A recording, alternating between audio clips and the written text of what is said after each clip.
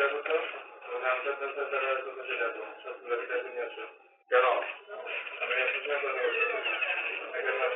আমি আজকে আমার ইয়ার সিনেমা করার জন্য আপনি তো কোনোদিন উপস্থিত থাকেন না। এই বলতে উপস্থিত থাকি নাই। তো কথা ধরাবেন না, কথা ধরাতে কিন্তু সমস্যা করবে না। মানে মানে বুঝলাম না, কথাটা বললাম না, আমি কাহিনী কি কারণ নতুনটা কিন্তু পরে আমি কথা শেষ করি আমরা আগে সব